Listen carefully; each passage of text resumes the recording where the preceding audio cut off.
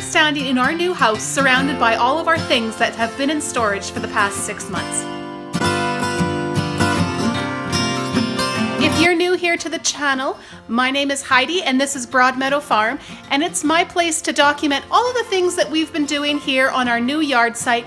And as the yard progresses, I'll get back into doing horticulture videos, things like perennials, full sun perennials, how to make a flower bed, and all things gardening. So stay tuned for that in the spring. But today we're back here in the house. We've actually managed to get all of our things out of storage and moved into the house over the weekend. It was probably one of the last beautiful weekends here in January before our real winter hits. We've been having an unseasonably warm winter here, and we thought we should take advantage of it while we could. But we're not moved in quite yet. We've still got maybe 1 to 2 weeks before we're going to move in. So let's take a look around and we'll see what's going on here in the house and all of the things that we've got done over the last week and a half. So behind me here you can see all of our things have been piled into one room. There are a few things that are missing.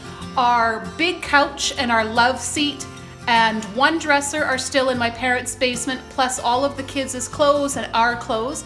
And in one of the other bedrooms, we've got our mattresses and box springs stacked up. So those are the only things that are really missing here that we've brought into the house. Here in this room, we've got our dining chairs already.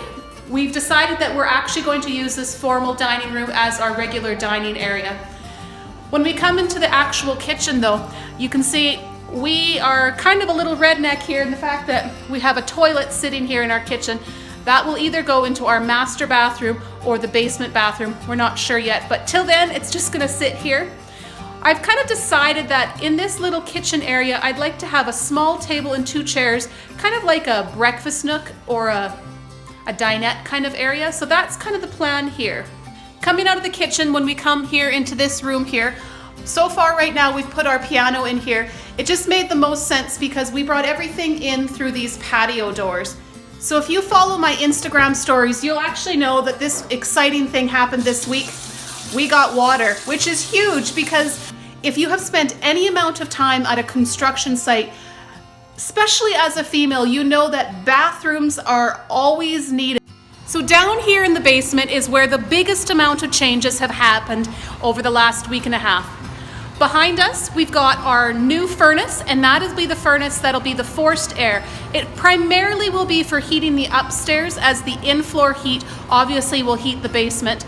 Behind me here, we've got a great big panel, and that is all of the pressure system and all of the components that are going to heat in-floor heat. Also behind me, we've got our hot water tank. That hot water tank will be for the in-floor heat as well as for the hot water in the rest of the house. So that's also very exciting. Three more windows showed up in our order, and we were able to put them in for the kids' bedrooms. 1, 2, 3, which makes a huge difference now that we no longer have plywood over the windows. Now we have some decent lighting while we're deciding on what we're going to put in for lighting in the future. Today, just before I started filming this update, our drywall has been delivered, and that drywall is going to be covering all of the ICF styrofoam basement. The reason for that is it is one of the fire code regulations for us. We have to have that done prior to moving in.